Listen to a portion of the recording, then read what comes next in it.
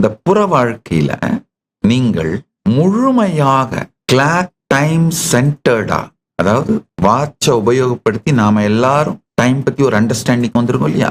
இதுல ஒவ்வொரு வினாடியையும் முழுமையாக உபயோகித்து ப்ரொடக்டிவா இருந்து, ஆனா உள்ள அகத்துல சர்வ சுதந்திரமா டைம்லெஸ்னஸ்ல நித்திய நிகழ்வுல இருந்து வாழ முடியும்.